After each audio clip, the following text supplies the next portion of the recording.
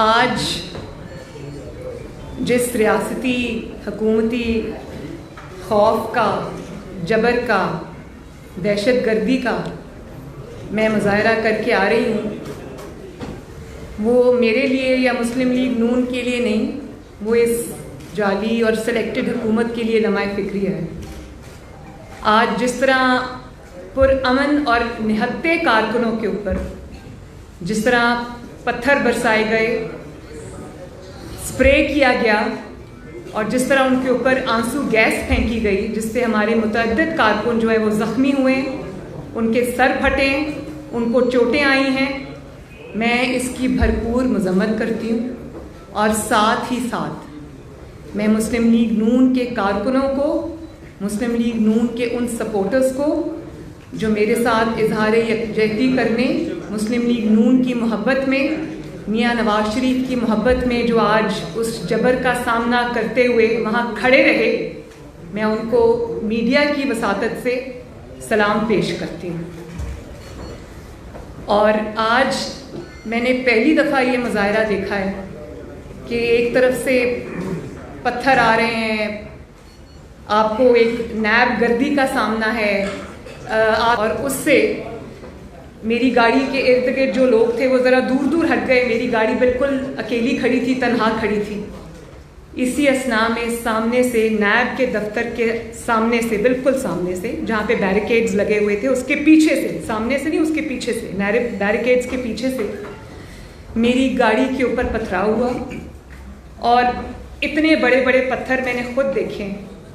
मेरी गाड़ी bullet proof गाड़ी थी, उसके बावजूद उसकी जो विंड स्क्रीन है वो बिल्कुल टूट गई है। उसके अंदर बहुत बड़ा एक सिरे से दूसरे सिरे तक क्रैक आ गया है।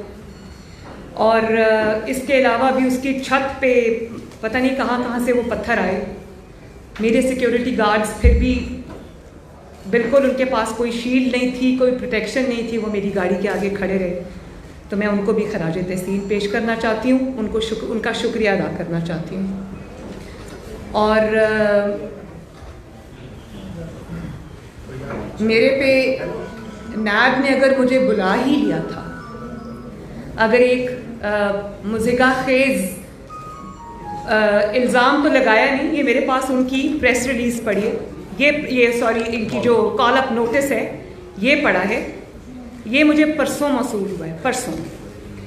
और मीडिया के ज़रिए बड़े चालाकी के साथ, बग़ैर ब्लैक एंड वाइट में कोई चीज़ लाए हुए मीडिया को इन्फॉर्मेशन रिलीज़ की, और ये इशारतन ये कहने की कोशिश की गई, जो रंग उसको मीडिया पे दिया गया नैब की तरफ से अनऑफिशियली, कि शायद कोई ज़मीन है जो मैंने सस्ते दामों ख़रीदी है और उसमें कोई शायद मैंने किसी की ज़मीन पे कब्ज़ा किया है। तो ये है नैब का कॉल अप नोटिस, इसकी आप ज़रा स्क्रीनशॉट ले लें। इसमें मेरे पे एक इल्ज़ाम भी नहीं लगाया।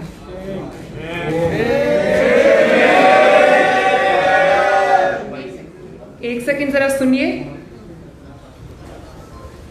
The inquiry conducted so far revealed that you have purchased land in फलां areas, मोज़ा सुल्तान के, मोज़ा मल, लखोवाल and मोज़ा बदोकी सानी, district Lahore, and in this regard you are required to provide details of the following: details of land acquired, purchased in each of the Moza, year-wise breakup, sources of funds जो कि already उनके पास हैं, details of taxes and duties paid, provide details of subsequent sale of land if any, वो जानते हैं कि मैंने land की सेल नहीं की, provide details of the use of the land whether it is being used for cultivation or agricultural purposes।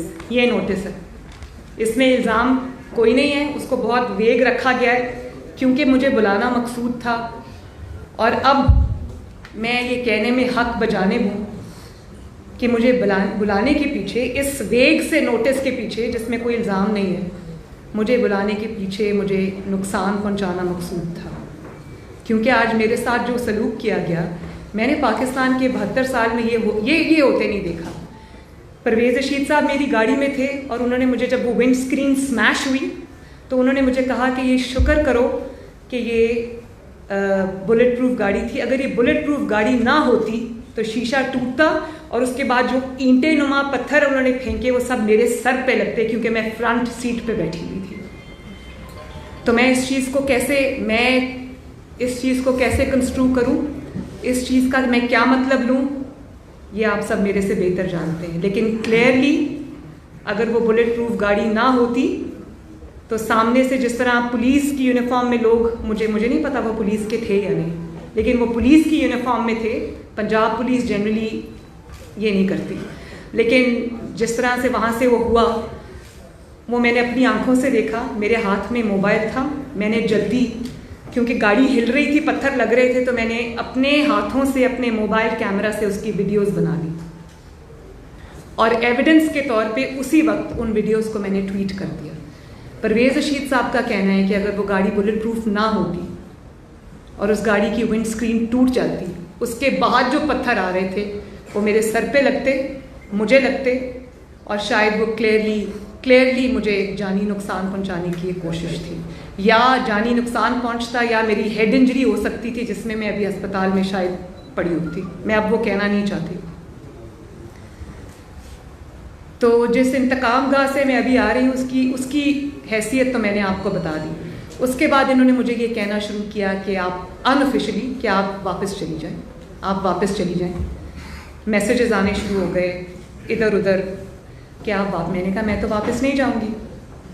मैं नैब के दरवाजे के बाहर खड़ी रही और मैंने कहा कि क्योंकि आपने मेरे पे इतना एक मुझे बुलाया है एक ऐसे कॉल अप नोटिस में, तो मैं तो जवाब लेके आई हूँ, मैं तो जवाब दूंगी, मेरे पास सब जवाब हैं, मुझसे ले लें।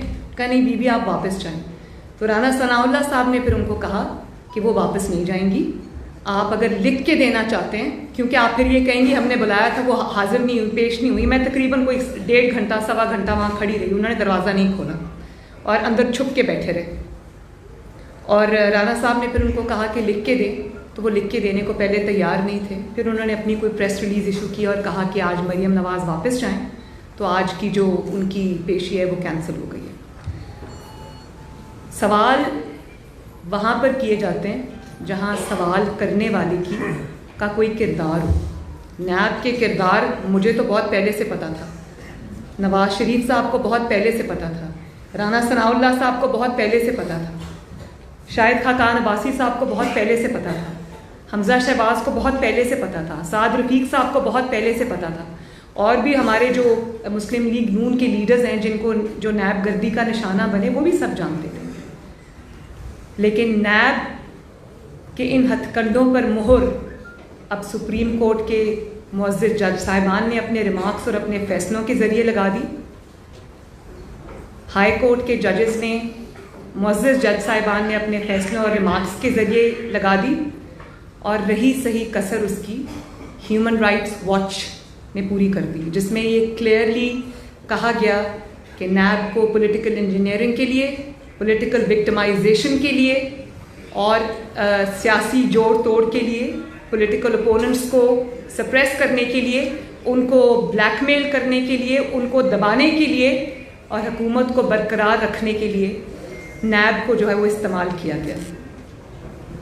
तो इस हैसियत का, इसमें तो मेरा ख्याल है कि ऐसी नैब के सामने पेश ना होना शायद कानून की ज़्यादा पासदारी होगी, क्योंकि नैब तो अब इन रिमार्क्स के बाद, इन फैसलों के बाद और इस दहशतगर्दी के बाद, इस इंतकाम की सियासत के बाद, इंतकामी हरबों के बाद, कार्रवाइयों के बाद नैब तो अब एक खुद मतलूब इदारा है। नैब को तो अब खुद जवाब देने कि उन्होंने पाकिस्तान के टैक्स पेयर का पैसा, पाकिस्तान के एक्सचेकर का पैसा उन्होंने सियासी इंजीनियरिंग में क्यों उसका बेदरेग इस्तेमाल किया, क्यों नैब ने उस पैसे के ज़रिए मुखालिफिन को की जोड़ तोड़ की, सियासी जमातों की उनको नुकसान पहुंचाने की कोशिश की और हुकूमत की मदद की। अभी मीर शकील और रहमान साहब का आप केस ले लें, एक वज़ीर मौसूफ फरमा रहे थे कि मैं इमरान खान साहब से ये दरख्वास्त करूँगा कि मीर शकील और रहमान साहब को छोड़ दें। तो मीर शकील और रहमान साहब को, जिनको 140 दिन हो चुके हब्से बेजा के अंदर, उनको क्या इमरान खान साहब ने पकड़ा है? उनको तो नैब ने पकड़ा है। और क्या इमरान खान के कहने से वो नैब उसको छोड़ देगी? तो ये हालत ज़ार है नैब की, जिसमें मुझे अब कुछ कहने की ज़रूरत नहीं है। और उनका असूल ये है कि नाइंसाफ़ी सिर्फ होनी नहीं चाहिए। नैब का असूल ये है कि नाइंसाफ़ी सिर्फ होनी नहीं चाहिए, बल्कि होते हुए नज़र भी आनी चाहिए। पॉलिटिकल इंजीनियरिंग और जोड़ तोड़ जो है वो सिर्फ होना नहीं चाहिए, होते हुए नज़र भी आना चाहिए। और अब उनका ये असूल है कि दहशतगर्दी नैब की तरफ से सिर्फ होनी नहीं चाहिए, आज पूरी दुनिया ने जैसे देखा कि होते हुए नज़र भी आनी चाहिए। तो बड़ा घिनौना किरदार है नैब का, जितनी उस पर बात की जाए कम है। लेकिन बात यह है कि ये मेरे पे पहला दूसरा मुकदमा नहीं है, ये मेरे पे तीसरा मुकदमा है। और अगर पहला मुकदमा इतना अच्छा था तो फिर दूसरा बनाने की ज़रूरत क्यों पड़ी? और अगर दूसरा मुकदमा इतना मजबूत था तो तीसरा बनाने की ज़रूरत क्यों पड़ी? पहला भी ख़त्म हो गया, दूसरा भी ख़त्म हो गया, तीसरा जो है उसका भी वही अंजाम होगा जो पहलों का हुआ, यानी कि कुछ नहीं। एक इंकशाफ आज मैं यहाँ कर दूँ कि जिस रेफरेंस के अंदर या जिस इन्वेस्टिगेशन के अंदर उन्होंने मुझे पिछले साल पकड़ा था नैब ने, और तकरीबन 60 दिन में उनकी मेहमान रही थी, पहली पाकिस्तान की 72 साल की हिस्ट्री में पहली खातून सियासतदान जो नैब की मेहमान रही है। और उस वक्त उनको समझ भी नहीं आ रही थी कि मुझे कहाँ रखें, क्योंकि उनके पास ख़वातीन को रखने का कोई जगह नहीं थी। लेकिन वो जिस मुकदमे में मुझे पकड़ा गया, क्या आप जानते हैं, क्या पाकिस्तान के अवाम जानते हैं कि वो रेफरेंस 1-1.5 साल के बावजूद आज तक नहीं बन सका? इन्वेस्टिगेशन के नाम पे मुझे 60 दिन रखा, और सवाए इन्वेस्टिगेशन के वहाँ सब सवालात मुझसे पूछे गए, मुझसे पूछते रहे। वो बहुत इंटरेस्टेड थे मेरी ज़िंदगी में, तो मुझसे पूछते रहे कि मुस्लिम लीग नून तो बहुत बड़ी सियासी जमात है, वहाँ आपकी कितनी से है, मुस्लिम लीग नून में मशावरत का क्या अमल है, आपको कितनी पॉकेट मनी मिलती है, आप कौन सी किताबें पढ़ी हैं, आपका फेवरेट ऑथर कौन सा है। पोलो कोएलो के ऊपर मेरे से डिस्कशंस होती रहीं, मुल्क की सियासी मंजरनामे पर मेरे से डिस्कशंस होती रहीं। मैं अगर नहीं पूछा तो मुकदमे के बारे में चीज़ें नहीं पूछी। और वो मुझे समझ आती है कि 2018 में जब मुझे अरेस्ट किया, क्यों किया? इलेक्शन आ रहे थे, नवाज शरीफ को अरेस्ट करना और मरियम नवाज को अरेस्ट करना तो ज़रूरी था, उसके बगैर तो इलेक्शन नहीं जीता जा सकता था। वो धांधली का एक बहुत बड़ा हिस्सा था। समझ आ गई मुझे तो कोई उसमें शक ही नहीं था कि मुझे क्यों पकड़ा उस वक्त। पिछले साल मुझे क्यों गिरफ्तार किया इन्वेस्टिगेशन के नाम पे, वो भी समझ आती है कि एक के बाद एक मेरे ऐसे ज़बरदस्त जलसे हो रहे थे कि माशाल्लाह अवाम की एक लहर उठ रही थी, एक राय बन रही थी, एक तूफ़ान आ रहा था जिसको रोकना ज़रूरी था। और 8 तारीख को कश्मीर में मेरा जलसा था। कश्मीर पे हम अभी बाद में आते हैं। कश्मीर पे मेरा जलसा था और 6 तारीख को मुझे, जब मैं मियाँ साहब से मिलने, अपनी हफ्तावार मुलाकात के लिए मैं उनसे मिलने जब कोट लखपत जेल गई, तो वहाँ मैं मियाँ साहब के साथ मुलाकात कर रही थी। हम दोनों आमने सामने बैठे हुए थे। तो मुझे वो जेलर साहब आके कहते हैं कि आपको बाहर शहबाज शरीफ साहब बुला रहे हैं। तो मैं जब जेल के गेट से बाहर निकली तो शहबाज शरीफ साहब खड़े थे, साथ नैब खड़ा था, पुलिस खड़ी थी। तो उन्होंने मुझे ये कहा कि ये आपको गिरफ़्तार करने आए। तो मैंने पूछा क्यों? बस मैडम ये इस तरह से मुझे उन्होंने मैंने कहा अच्छा मैं आती हूँ, मैं अंदर मियाँ साहब से मुलाकात में हूँ। मैं मियाँ साहब को खुदा हाफिज़ कह के एक दफ़ा उनको गले मिल के मैं आपके पास वापस आती हूँ। उन्होंने मुझे अंदर जाने दिया। अभी मैं अंदर मियाँ साहब के पास पहुँची और मैंने मियाँ साहब को बताया कि मुझे बाहर अरेस्ट करने आए। मियाँ साहब ने कहा क्यों? मैंने कहा मैं नहीं जानती। तो इतने में नैब जेल के अंदर घुस आई, जिस कमरे में मैं और मियाँ साहब मौजूद थे। वहाँ आकर मुझे मियाँ साहब के सामने उन्होंने गिरफ़्तार किया और मेरे बच्चे बैठे थे, मेरी बेटी बैठी हुई थी, वो छोटी है उम्र की, वो रोने लगी। मियाँ साहब की आंखों में आंसू आ गए। उनके सामने एक बहुत सोचे समझे मंसूबे के तहत मुझे गिरफ़्तार किया और मैं उनको कहती रही कि आप फिक्र ना करें, कुछ नहीं होता। मुझे नैब ले गए। लेकिन अब आज गिरफ्तार करने का या आज मुझे नैब में बुलाने का 1 साल बाद अचानक उनको क्या ख्याल आया? आज तो कोई जलसे रैलीज नहीं हो रही, आज तो कोई सर पे इलेक्शन नहीं है।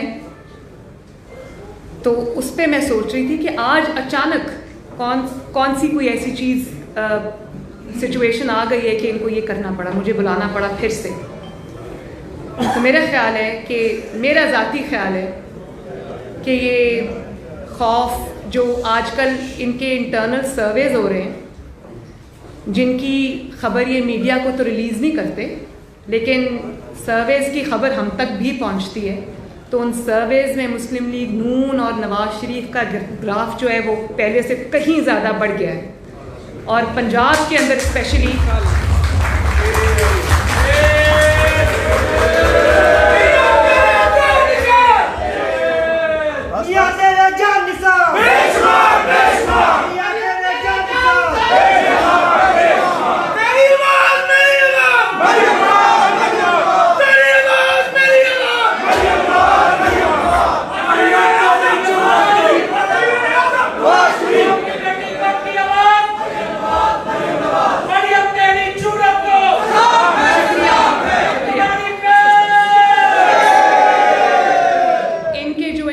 सर्वेज हुए हैं, ये उससे बहुत बुरी तरह घबरा गए हैं, पैनिक कर गए हैं।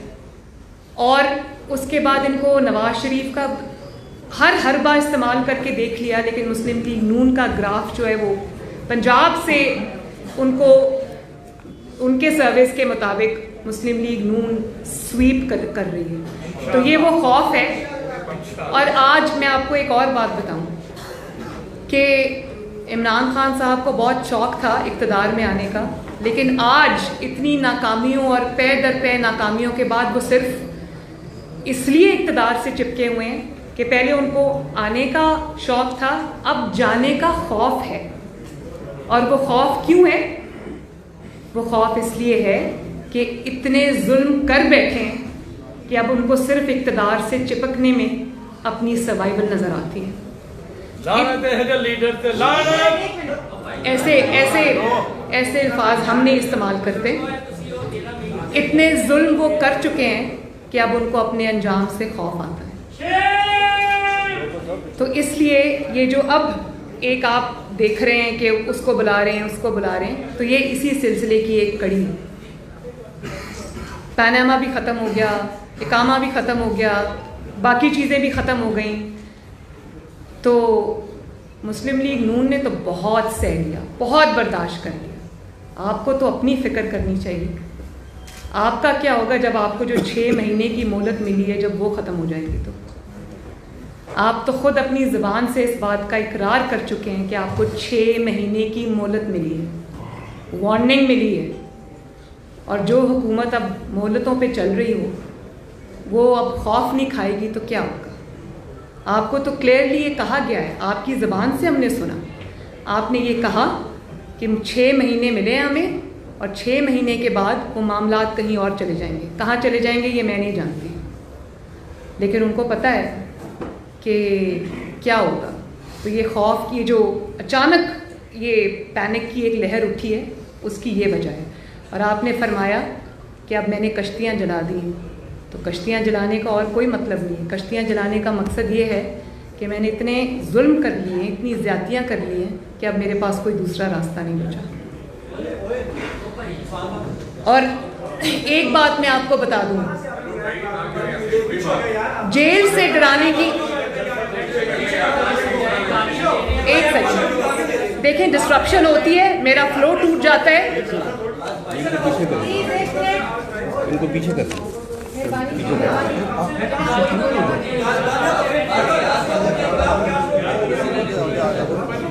एक सेकंड खामोशी इख्तियार करें प्लीज। नहीं मैडम ने गालियां निकाल रहे हैं अपने कार को। एक मिनट प्लीज, एक सेकंड प्लीज। देखिए बड़ी मेहरबानी, नहीं बच्चों प्लीज प्लीज देखिए, डिस्ट्रप्शन होती है, मेरा फ्लो टूट जाता है, ये अच्छी बात नहीं है। और बात ये है कि आपकी हुकूमत को हर महाज पे नाकामी का सामना है। आप अपनी नालायकी से मामलात को ख़राब से ख़राब तर करते जा रहे हैं। लेकिन अफसोस मुझे इस बात का है कि आज भी आपकी प्रायोरिटीज़, मैं समझ गई कि आपके अंदर वो सलाहियत नहीं है, आपके अंदर वो अकल नहीं है, आपके वो तजर्बा नहीं है, आप ज़बरदस्ती मुसल्लत किए गए हम पर, वो समझ आती है।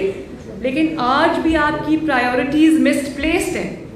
आज भी आपकी जो प्रायोरिटीज़ की लिस्ट है उस पर ऊपर भी नवाज शरीफ है, नंबर 2 पे भी नवाज शरीफ है, नंबर 3 पे भी नवाज शरीफ है और आखिर में भी नवाज शरीफ है और मुस्लिम लीग नून।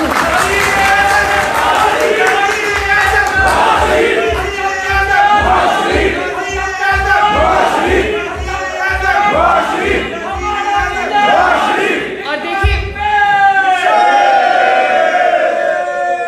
देखें आपकी सारी कैबिनेट मीटिंग्स, आपकी खुफिया मीटिंग्स, आपकी कैबिनेट मीटिंग्स, आपकी हुकूमती मीटिंग सारी नवाज शरीफ से शुरू होकर नवाज शरीफ पर ख़त्म हो जाती है। नवाज शरीफ की वॉक करते हुए तस्वीर आ जाए आप तब हिल जाते हैं। नवाज शरीफ की कॉफ़ी पीते हुए तस्वीर आ जाए आपको तब तकलीफ शुरू हो जाती है। नवाज शरीफ जहाज़ पे सीढ़ियाँ चढ़ के जाए आपको तब तकलीफ शुरू हो जाती है।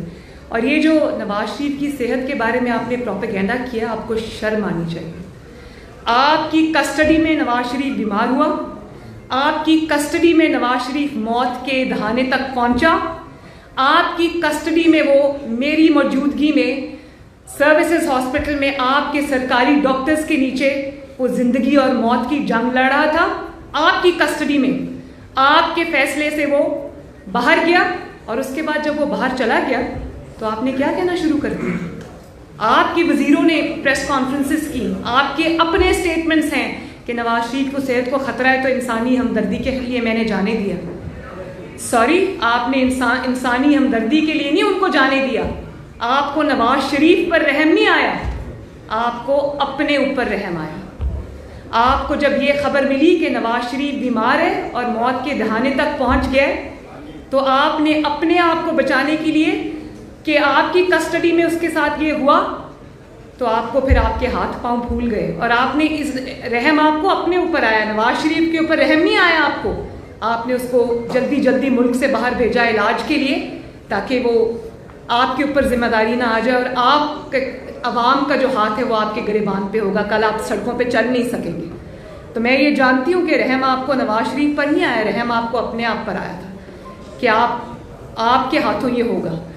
तो जब ये हुआ तो उसके बाद आपने ये कहना शुरू कर दिया, आपने उनकी सेहत पे सियासत खेलनी शुरू कर दी। शर्म आनी चाहिए आपको, शर्म आनी चाहिए आपको। और आज भी जब आपसे आपकी कारकर्दगी के बारे में सवाल किए जाते हैं आपके पास मुस्लिम लीग नून और नवाज शरीफ के अलावा कोई जवाब ही नहीं है। तो करप्शन का आप राह गलाबते रहते हैं। तो करप्शन का फैसला तो फिर ज़मीनी हक़ाइक़ पे होना चाहिए। बताएं मुझे ज़रा, नवाज शरीफ के दौर में आटा, दाल, चीनी, चावल, बिजली, गैस क्या कीमतें थी, आज क्या कीमतें हैं? आप खुद ही फरमाते थे ना कि जब हुक्मरान करप्ट होता है तो इन चीज़ों की कीमतें बढ़ जाती हैं, ऑयल की, पेट्रोल की, डीजल की कीमतें बढ़ जाती हैं। तो फिर इस लिहाज से चोर कौन हुआ?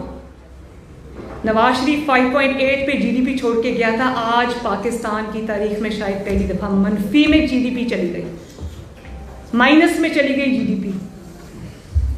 तो शर्म की बात तो ये है ना, इसी से पता चल जाता है कि यहाँ करप्ट कौन है और क्या प्रोपेगेंडा क्या किया जा रहा है। और सिर्फ ये कि आप फिर इसी पे फेलियर नहीं है आपका, सिर्फ इकोनॉमिक फ्रंट पे और मईशत पे आपका फेलियर नहीं है, आपका फेलियर फॉरेन पॉलिसी पे भी है। और ऐसा फेलियर है कि शर्म आ जाए इंसान को। सफारती महाज पर आप बुरी तरह नाकाम हुए। मुझे ये बताएं कि 72 साल में कभी किसी के दौर में, किसी वज़ीर आज़म के दौर में, किसी डिक्टेटर के दौर में कश्मीर की, भारत को क्या इतनी जुर्रत हुई कि कश्मीर की रियासती हैसियत को ख़त्म कर सके? ये स्याह धब्बा भी आप ही के मुंह पे लगा। और आप तो बड़ा खुश आए थे ना अमेरिका से वापस के सालसी होगी, कश्मीर पे ये होगा वो होगा। कहाँ गई वो सालसी? कहाँ गई वो तकरीरें और वो स्टेटमेंट्स जो आपने पर्चियों के बगैर दिए थे? क्या हुआ कश्मीर का? आज 72 साल में पहली दफ़ा कश्मीर जो है वो भारत की झोली में जा गया। आपके दौरे हुकूमत में, और आप चुपचाप देखते रहे। आप क्या कहेंगे कश्मीरियों से कि मैं तुम्हारा मुकदमा नहीं लड़ सका, मैं फ़ोन करता था तो मोदी फ़ोन नहीं उठाता था। ये वही मोदी साहब है ना, प्राइम मिनिस्टर मोदी, जो मियाँ साहब जब प्राइम मिनिस्टर थे तो पाकिस्तान आए थे, वो आपका फ़ोन सुनना भी गवारा नहीं करता। ये होता है फ़र्क एक इलेक्टेड प्राइम मिनिस्टर में, एक तजर्बाकार प्राइम मिनिस्टर में, एक ऐसे प्राइम मिनिस्टर में जो हर चीज़ को समझता है, जानता है, अपने मुल्क का इंटरेस्ट वॉच करता है, और एक मुसल्लत शुदा वज़ीर आज़म में। तो इसके लिए अब आपने कहा कि अब खिफत मिटाने के लिए मीडिया को आपने कंट्रोल कर लिया, मीडिया पे आपने वो बात उठनी नहीं दी, और अपनी खिफत मिटाने के लिए, अपनी शर्मिंदगी मिटाने के लिए आप कश्मीर के नक्शे पे लकीरें खींचने से आपको कश्मीर नहीं मिल जाएगा, या 2 मिनट की खामोशी इख्तियार करने से आपको कश्मीर नहीं मिल जाएगा, या एक शाहराह का नाम बदल देने से आपको कश्मीर नहीं मिल जाएगा। ये तो बड़ा आसान काम है भाई। मियाँ नवाज शरीफ पर जब ये वक्त आया, जब उन्होंने एटमी धमाकों का फैसला करना था, तो मियाँ साहब के लिए तो बड़ा आसान था, 6 एटमी धमाकों के बदले 12 मिनट की खामोशी इख्तियार कर लेते, तो पाकिस्तान कभी एटमी ताकत ना बनता। बनी गाला का नाम तब्दील करके उसको चागी उसका नाम रख लेते।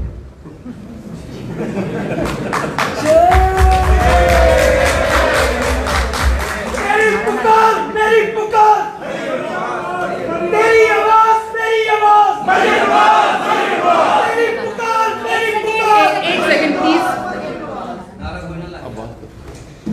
और फिर फॉरेन पॉलिसी का हाल देख लें, अकल का हाल देख लें, समझ का हाल देख लें कि बचगाना और गैर जिम्मेदाराना बयानात देकर सऊदी अरब जैसे देरीना दोस्त और हमदर्द को नाराज़ कर दिया। और अब रही कहीं कसर, उन्होंने जो OIC के दर पे होके वो जो नाराज़ करने का सिलसिला था, वो उसमें भी OIC को नाराज़ कर दिया, OIC के ख़िलाफ़ स्टेटमेंट्स दे के हमारे दोस्त ममालिक को नाराज़ कर दिया। तो ये तो आपकी नाक वतनदेशी का हाल है। आपने मुल्क को हर तरह से आग में झोंक दिया, शर्म आनी चाहिए। और फिर प्रायोरिटी आज भी आपकी क्या है कि आवाम के नुमाइंदों को पकड़ो, ऑपोजिशन को दबाओ। भाई मान लिया कि आपके पास हुकूमत का मैंडेट नहीं है, आपके पास आवाम का मैंडेट नहीं है, लेकिन क्या गरीब आवाम जो रोटी को तरस रहे हैं, जो बिजली गैस के बिल देने से कासिर हैं, जिनकी नौकरियां चली गई, क्या उनको उनके सदाओं पे आवाज़ धरने के लिए या उनकी बात सुनने के लिए आपको अवामी मैंडेट की ज़रूरत है? उसके लिए आपको थोड़ी सी इंसानियत, अकल और हमदर्दी की ज़रूरत है। अपनी प्रायोरिटीज़ को ठीक करने की ज़रूरत है, जो कि आपके अंदर नहीं है। और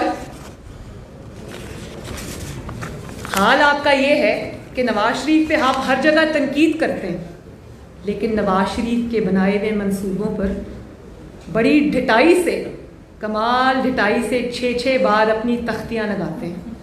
तो भाई नवाज शरीफ के बनाए हुए मंसूबों से के ऊपर तख्तियाँ लगाने से बदल के वो मंसूबा तो आपके नाम नहीं लग जाएगा ना। हज़ारा मोटरवे तो आपने नहीं बनाई ना, सखर मुल्तान मोटरवे तो आपने नहीं बनाई ना, मुल्तान लाहौर मोटरवे तो आपने नहीं बनाई ना, बिजली के कारखाने आपने नहीं लगाए ना। जब भी आप CPAC का नाम लेते हो, CPAC की तस्वीरें ट्वीट करते हो, वीडियोस ट्वीट करते हो, लोग कहते हैं शुक्रिया नवाज शरीफ।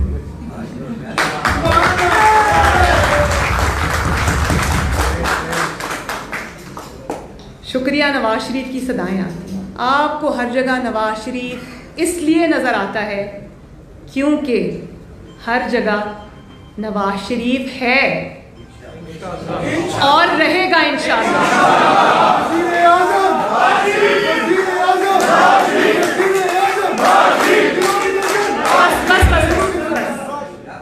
और आपकी हुकूमत जो पहले बैसाखियों पे खड़ी है, 6 महीने की मोहलत पे चल रही है, आपके लोग तो अपने हलकों में जाने के काबिल नहीं, आपके MNAs MPAs अपने हलकों में जाने के काबिल नहीं, आप अपने अवाम में निकलने के काबिल नहीं, बल्कि जिन चंद अफराद ने आपको वोट दिया भी था वो भी आज अपने मोहल्लों में मुंह छुपाते फिर रहे हैं। कुछ मुंह छुपा रहे और कुछ कानों को हाथ लगा रहे कि आइंदा इस किस्म के धोखे में नहीं आना।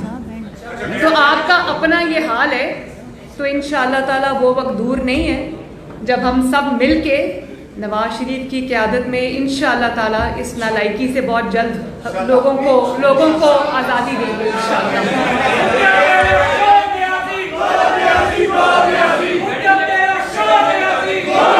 एक मिनट, अब नारा नहीं लगेगा कोई, प्लीज। मैंने आपको पहले गुजारिश की थी, ऐसे नहीं उस्मान आप बात करें, मैं आपको दे रही हूँ, सबको मैं दे रही, हम सब दे रही। आपने कहा कि हुकूमत नाकाम है, मगर जी फरमाइए। हुकूमत नाकाम है, मगर लोगों को ये भी कहना है कि ऑपोजिशन नाकाम है जो इस हुकूमत को टाइम दे रही है कि वो हुकूमत करती है। इस पर आप क्या कहेंगे? दूसरी बात ये है कि आपकी पार्टी आपकी पार्टी का बयानी होता था, वो यूं लगता है जैसे मध्यम हो गया। बयानिया मदम हो गया? मैंने तो सुना था 2 बयानी है हमारी पार्टी के, आप तो कह रहे मदम हो गया। बात यह है कि पार्टी मेरे साथ बैठी है, मेरे सीनियर्स मेरे साथ बैठे हैं, पार्टी का एक ही बयानी है, जो नवाज शरीफ का बयानी है और जो वोट को इज्जत दो का बयान है। अगर आज वोट को इज्जत मिल जाती तो पाकिस्तान के साथ ये सलूक ना होता, पाकिस्तान की दुनिया में जग हसाई ना होती। तो नवाज शरीफ का जो बयानिया था और है, उसको वक्त ने साबित किया है कि वो बिल्कुल ठीक था। और वो नवाज शरीफ का बयानिया नहीं है, वो हमारे आईन का बयानिया है, हमारे दस्तूर का बयानिया है। अगर नवाज शरीफ ने उससे हट के कोई बात की है तो फिर किसी में अगर कोई चैलेंज कर सकता है तो करे। हम नवाज शरीफ, मरियम नवाज शरीफ, शाहिद खाकान अब्बासी, राना सनाउल्लाह साहब, जितने लोग यहाँ खड़े हैं, जितने लोग यहाँ नहीं हैं, शहबाज शरीफ साहब हो या कोई भी हो, सब एक बात पे मुत्तफिक हैं, वो है नवाज शरीफ की लीडरशिप और वोट को इज्जत दो।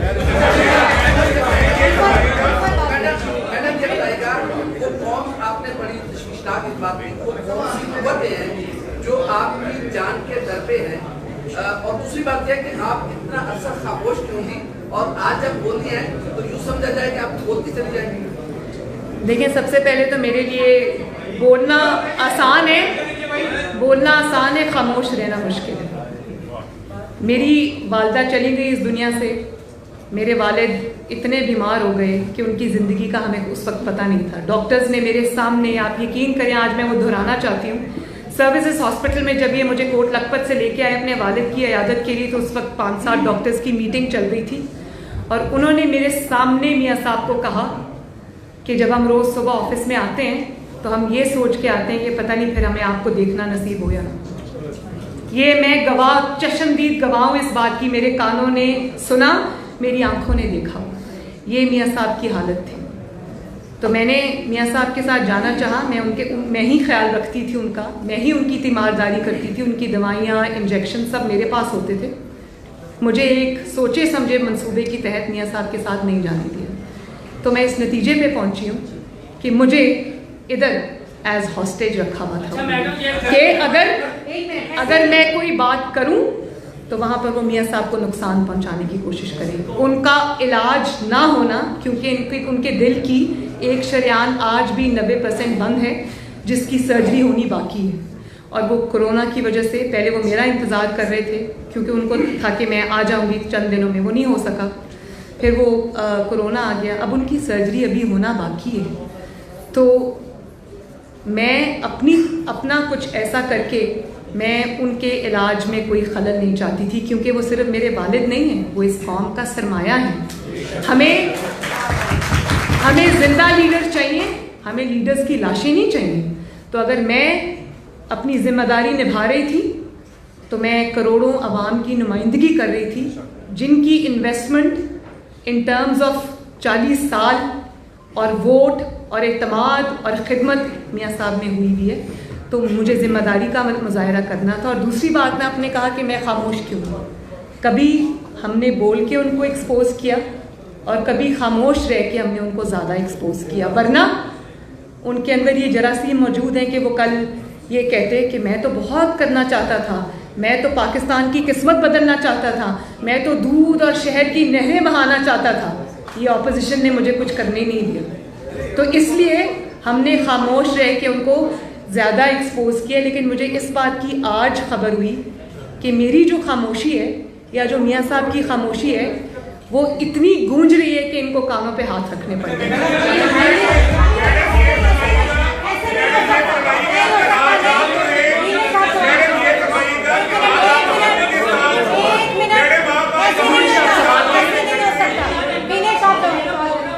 ऐसे मैं दूंगी आपको।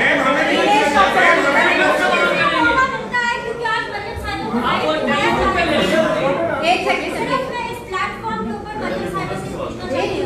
बहुत से चैनल्स आज के दिन के हवाले से रिपोर्ट कर रहे थे कि पत्थर ढूंढी लेकर आए, पथराव उन्होंने किया, और क्योंकि आप लाइव जा रही हैं तो उस मौके का फायदा उठाते हुए प्लीज जवाब दीजिए। अगर आपकी तरफ से पत्थर आए हैं तो इंटरनली पार्टी के अंदर इंक्वायरी होनी चाहिए। अगर आपकी तरफ से पत्थर नहीं आए तो जवाब दीजिए पत्थर कहाँ से आए, क्योंकि उनको लेकर के आज का मामला है। शुक्रिया बीनिश, शुक्रिया बीनिश। बात ये है कि बड़ा अच्छा सवाल आपने पूछा। एक सेकंड प्लीज, इंटरप्शन ना कीजिए प्लीज। बहुत अच्छा सवाल पूछा, थैंक यू। पत्थर मैं लेके आई और वो पत्थर मैंने फिजिकली वहाँ प्रेजेंट हुए बगैर पुलिस की यूनिफॉर्म पहना के अपने कारकुनों को उनके हवाले किए और फिर अपने ऊपर फिकवाए। पत्थर अपनी गाड़ी पे फिकवाए, अपने शीशे तोड़े, अपने कारकुनों को जख्मी किया, उनके सर फाड़े गाड़ी में बैठे बैठे। बड़ी अच्छी मजे की बात है कि पत्थर लाई भी मैं और अपने ऊपर फिकवाई भी मैंने। वाह, शाबाश। देखो देखो बीनिश, बात ये, एक सेकंड, बात ये कि हमारी नैब की पेशीज बड़ी क्वाइट होती थी, लेकिन जब आप जुल्म पे जुल्म करते जाओगे तो कारकुन को जोश तो आएगा। आज जब आपने नाहक ये ज्यादती, पिछली भी नाहक थी, तो कभी ना कभी सब्र जवाब देता है, और वो बड़े पुरअमन थे। मैं नैब में यहाँ रह के गई हूँ, कभी गमला भी नहीं टूटा। कभी हमारे कारकुन कंटेनर से ऑर्डर्स पास करके पुलिस वालों की, वो आज भी है, वो कील वाले जो डंडे थे उससे जो हड्डियाँ तोड़ी थी, वो मुस्लिम लीग नून के कारकुन नहीं थे। तो ये मुस्लिम लीग नून जो है वो तो उनके, मैंने खुद देखा, मेरे कारकुन जो थे वहाँ बहुत दूर से मुझे नजर आ रहे थे, पुरअमन थे बिल्कुल। तो मुझे लगता है बीनिश कि इतना बड़ा क्राउड ये एक्सपेक्ट नहीं कर रहे थे, और जब क्राउड देख लिया तो ये पैनिक कर गए, और इस पैनिक में उन्होंने ये अपने ऊपर खुद कुछ हमला कर लिया। मैडम ये फरमाइएगा, आज आप बड़ी बहादुरी के साथ नैब ऑफिस के बाहर खड़े रहे, पत्थर का मामला दूसरा है, नैब ने आपको बुलाया, आप खुद भी अकेले जा सकते थे, कारकुनों को साथ लेकर जाने की जरूरत जो है वो क्यों पेश आई? और दूसरा, एक मिनट पहले इसका जवाब सुन ले, पहले इसका जवाब सुन ले। मैं अकेली ही आई थी, कारकुन वहाँ मेरा इंतजार कर रहे थे हजारों की तादाद में। मुझे नहीं पता था, आप यकीन करें मुझे अभी भी नहीं पता कि कारकुन कितने थे और कितनी तादाद में थे। वो तो मुझे इनके रिएक्शन से पता चला कि कारकुन जो है वो आज हजारों की तादाद में निकल आए। मैं किसी को लेके नहीं आई, मैं पहले भी नैब में पेश होती रही हूँ। मैंने 6 महीने पैनामा वाला मुकदमा भी भुगता है, और उसके बाद मैंने ये जो पिछले साल का बेहुदा मुकदमा था वो भी भुगता है। मैं इनकी जेलों में भी रही हूँ। हमारा कारकुन जो है वो तहरीक इंसाफ के कारकुन की तरह नहीं है। हमारा कारकुन बहुत पुरअमन कारकुन है। हमारे आप ये ना, मैं किसी को नहीं लाई, मेरे अगर मुस्लिम लीग नून का गढ़ है लाहौर, पंजाब पाकिस्तान मुस्लिम लीग नून का कला है, तो मुस्लिम लीग नून का कारकुन भी देख रहा है कि आप कितना जुल्म कर रहे हैं। किसी को आप हेरोइन डाल के पकड़ लेते हैं, किसी को आप ये शाहिद अवासी साहब बैठे हुए हैं, एक चीज़ आप उनके खिलाफ आज साबित नहीं कर सके, साद रफीक साहब। तो फिर वो कारकुन को गुस्सा आता है, वो अपनी यकजहती के इजहार के लिए आया था। हम सियासी लोग हैं, लोग हमसे मोहब्बत करते हैं, मियाँ साहब से मोहब्बत करते हैं, उनकी बेटी के साथ, अपनी बहन के साथ इजहार यकजहती करने आए थे, मेरे साथ नहीं आए। जी जी, आपने हुकूमत को दिया 6 माह का टाइम, अगर नहीं सॉरी, मैंने नहीं दिया। आपको किसने कहा मैंने दिया भाई? मैं तो आपको वो स्टेटमेंट याद करा रही हूँ जो हमारे जो इमरान खान साहब ने खुद फरमाया, अपनी पार्टी से कहा कि हमें 6 महीने का टाइम मिला है, और अगर 6 महीने में हम परफॉर्म नहीं करते, आप 6 साल में परफॉर्म नहीं कर सकते, 600 साल में परफॉर्म नहीं करते, क्योंकि आपको आता नहीं। नहीं, एक सेकंड, ये इमरान खान की अपनी स्टेटमेंट है कि मुझे 6 महीने मिली है और मैंने 6 महीने के बाद बात कहीं और चली जाएगी, बस ये बात। नेक्स्ट चलिए, नेक्स्ट जी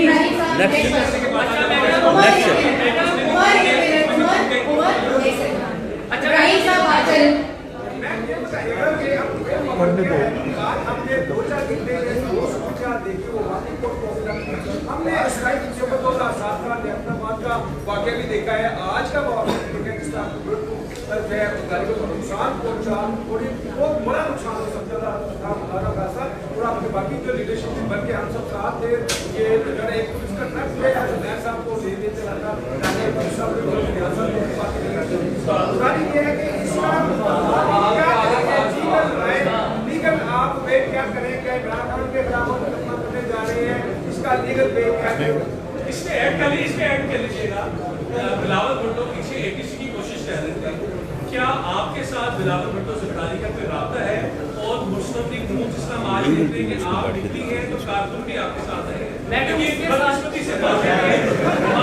देखिए, जहाँ तक एपीसी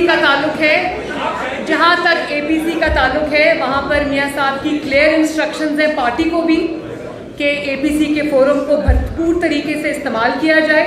मौलाना फजलुर रहमान साहब की सरबराही के अंदर और उनकी सुपरविजन में, और उनको जो है वो पूरी तरह उनसे ताउन किया जाए, और जो फैसले भी हों वो अपोजिशन को यूनाइटेड करके एपीसी के फोरम से होने चाहिए। ये मुझे पता है कि मियाँ साहब की क्लियर इंस्ट्रक्शन है।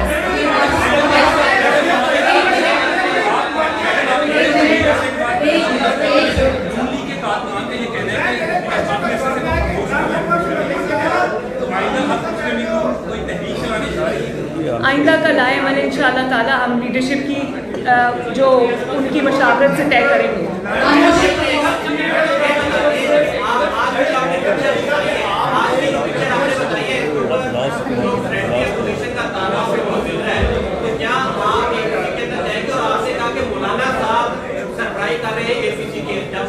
पार्टी ने करके एपीसी बुलाई है और मौलाना के ताबूदात हैं पीएमएलएन से और पीपल्स पार्टी से सेटअप के बिल के ऊपर, तो मौलाना की गुफ्तगू नवाज शरीफ के साथ हुई है। क्या पीएमएलएन एपीसी को लेकर ताबूदात का शिकार हो रही है जिसकी वजह से मौलाना ट्राइबल हो गए? मैंने आपको अभी बताया कि एपीसी के बारे में और मौलाना साहब के बारे में मियाँ साहब के क्या तासुरात हैं, उसमें कोई एम्बिग्विटी नहीं है। और अगर मौलाना साहब के कोई तहफ़्फ़ुज़ात हैं तो उसको मुस्लिम लीग नून इंशाअल्लाह ताला दूर कर देगी, उसके लिए फिक्रमंद होने की ज़रूरत नहीं है। मैडम आपने मियां नवाज शरीफ साहब के बयानिया की बात की है और फिर तजदीद की है बयानिया की। ये बयानिया दान लीक्स वाला बयानिया कायम रहेगा या इस पर कम्प्रोमाइज हो जाएगा? और दूसरा ये बता दें कि शहबाज शरीफ साहब और ख्वाजा साहब रफीक साहब और एहसन इकबाल साहब नजर नहीं आ रहे, कुछ जय वजह है कि वो कैंप अलग है और बयानिया की बात आज के लिए। बड़ी मेहरबानी, पीएमएलएन का कोई कैंप अलग नहीं है। पीएमएलएन के अंदर डेमोक्रेटिक जमात है, हर तरह के माइंडसेट के लोग हैं, हर तरह के ख्याल के लोग हैं, हर तरह के ओपिनियन के लोग हैं और आरात डिफरेंट हैं लोगों की। लेकिन खुशी की बात यह है कि जहाँ मियाँ नवाज शरीफ की क़यादत आ जाती वहाँ सब मुत्तहिद हैं। और मुस्लिम लीग नून का जो बयानिया है वो पहले दिन से जो था आज भी है, और उसी बयानिए की कीमत हम 4 साल से अदा कर रहे हैं, लेकिन बयानिए से नहीं हटे। बड़ी मेहरबानी।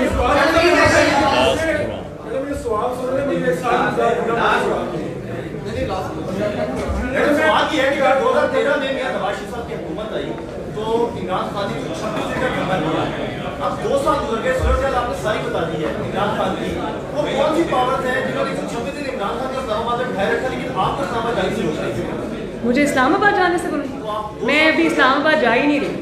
मैडम मैं सवाल ये करना चाह रहा हूँ, मैंने बात कर दी।